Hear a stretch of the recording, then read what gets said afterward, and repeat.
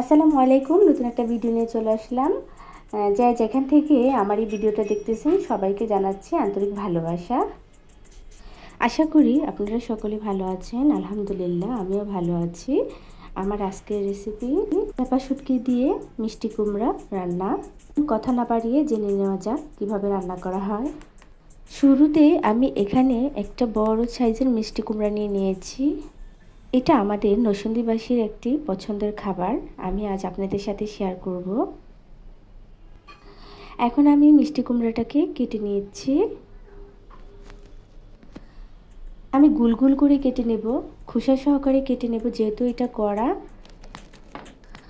আপনারা এভাবে কেটে নেবেন। দেখেন আমি এরকম গোল গোল করে কেটে নিয়েছি। আমি খোসাটা এখানে ইউজ করতেছি, খোসাটা ফালাচ্ছি না। সাধারণত এই রেসিপিটা তৈরি করতে এরকম মিষ্টি কুমড়া মানে কড়া সাইজের মিষ্টি কুমড়াটা প্রয়োজন পড়ে, এইভাবেই কাটতে হয়। আমি এটি ধুয়ে পরিষ্কার করে নিয়েছি। এখন আমার এখানে কি কি লাগতেছে আপনাদেরকে দেখিয়ে দিচ্ছি। প্রথমে আমি এখানে 3-4টি পেঁয়াজ নিয়ে নিলাম। এই চাপা শুটকি 5-6টা নিয়ে নিয়েছি।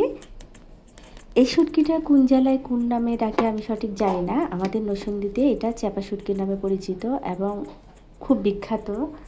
এই শুটকিটা মনে করেন মাছ মাংস যাই থাকুক না কেন এটা ছাড়া চলে না।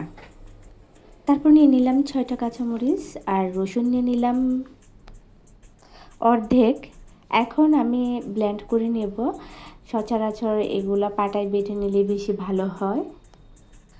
তাছাড়া পাটায় বেটে নেওয়া সকল মশলার আলাদা একটা স্বাদ আসে, আর ব্লেন্ড করে নেওয়ার একটা আলাদা স্বাদ আসে। চলে গেলাম ব্লেন্ডে, ফিরে আসলাম। আমার ব্লেন্ড হয়ে গেছে। আমি সরাসরি চুলায় চলে যাচ্ছি না, প্রথমে আমি প্যানে আমি সব উপকরণগুলো মিশিয়ে নেব। এখানে মিষ্টি কুমড়াটা ঢেলে দিলাম। তারপর আমি যে চাপা শুটকিটা ব্লেন্ড করে রেখেছিলাম সেটা দিয়ে দিলাম। তারপর এখানে আমি পরিমাণ মতো তেল দিয়ে দিচ্ছি, আপনারা পরিমাণ মতো দিয়ে দিন। তারপর দিলাম 1 চামচ লবণ, 1 চামচ হলুদের গুঁড়া, সামান্য পরিমাণ মানে 1 চামচ থেকে একটু কম মরিচের গুঁড়া দিয়ে দিলাম। এখন আমি সবগুলো উপকরণ হাত দিয়ে মেখে নেব। বিশেষ করেন মিষ্টি কুমড়া তো আপনারা অনেকবার খেয়েছেন, কিন্তু এটার মধ্যে এক ধরনের স্বাদ। আমরা ছোটোবেলা থেকে এরকম খেয়ে এসেছি, বহুত বছর ধরে খাওয়া হয় না। আলহামদুলিল্লাহ অনেক বছর পর আবার আমি এরকম রান্না করলাম নিজে, সেটা আপনাদের সাথে শেয়ার করলাম। আমি এখানে পানিটা অ্যাড করে দিয়েছি পরিমাণ মতো, আপনারাও পরিমাণ মতো পানিটা অ্যাড করে দিবেন। বাস আমার মাখা হয়ে গেছে। এখন আমি সরাসরি চলে যাব চুলায়। গ্যাসটা অন করে চুলায় বসিয়ে দিলাম। তারপর আমি এটা ঢাকনা দিয়ে ঢেকে দেব প্রায় 10 মিনিটের মতো। 10 মিনিট পর চলে আসলাম, দেখেন বলক চলে এসেছে। আমি এইভাবে নাড়াচাড়া দিয়ে রান্না করে নেব। এই রান্নাটা আমার আম্মুর হাতের খুব মজা হয়।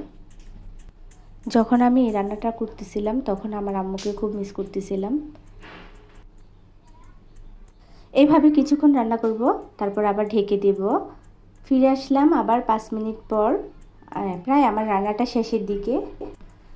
আরও 2-3 মিনিট আমি এভাবে রান্না করে নেব। এখন আমি এখানে দিয়ে দিব 5-6টা কাঁচামরিচ। দেখেন কালারটা কত সুন্দর চলে এসেছে। অসাধারণ একটা রান্নার রেসিপি। এটা আমাদের নরসিংদীবাসীর একটা ফেভারিট খাবার, ওরা খুব পছন্দ করে। ওরা বলতে আমি মানে আজ অনেক দিন ধরে এই খাবারটা আমার খাওয়া হয়নি। আলহামদুলিল্লাহ আজকে তৃপ্তি সহকারে ভাত খাবো। এখন আপনাদের সুবিধার্থে আমি এটা সার্ভ করে দেখাচ্ছি। বাটিতে বেরিয়ে নিচ্ছে।